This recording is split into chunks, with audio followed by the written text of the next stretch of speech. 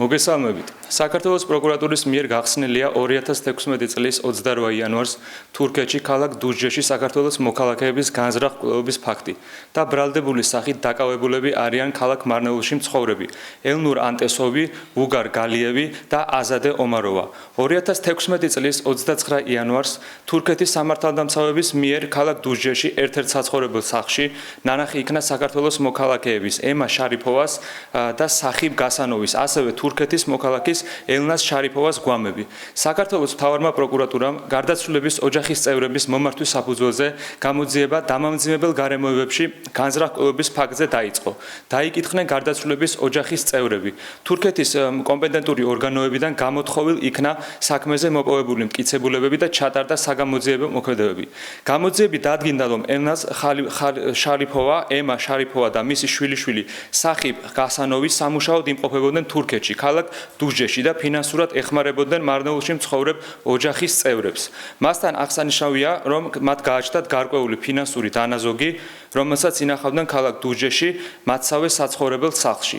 2016 წლის 6 იანვარს მათთან სტუმრად ჩავიდა ქალაქ მარნეულში ცხოვრები აზადე ომაროვა, რომელიც მანამდეც არაერთხელ სტუმრობდა ამ უკანასკნელებს და სარგებლობდა მათი ნდობით.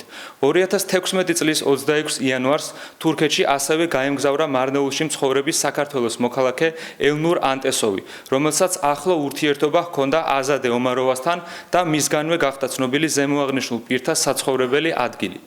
თურქეთში ჩასვლის შემდეგ ელნურ ანტესოვი ქალაქ სტამბულში შეხვდა მის მეგობარს ვუგარ გულიევს, რის შემდეგაც 28 იანვარს გამთენიისას ისინი აზადე ომაროვას დახმარებით მივიდნენ ემა და ელნას შარიფოვების საცხოვრებელ სახლში.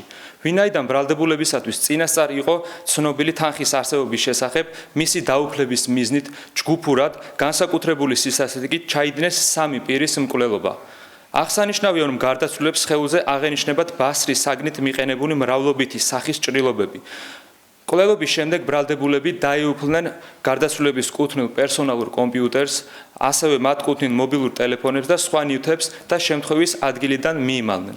2016 წლის 29 იანვარს მკვლელობის მომდევნო დღეს ბრალდებულებმა დატოვეს თურქეთის ტერიტორია და სარფის სასაზღვრო გამშვები პუნქტის გავლით გადმოკვეთეს საქართველოს სახელმწიფო საზღვარი.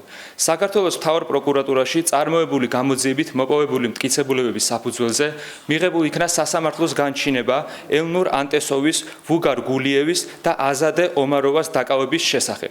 მთავარი პროკურატურისა და შინაგან საქმეთა სამინისტროს ცენტრალური კრიმინალური პოლიციის დეპარტამენტის თანამშრომლების მიერ ერთობლივად გატარებული ღონისძიებების შედეგად 2016 წლის 8 ივლისს დაკავებულ იქნა ბრალდებულები.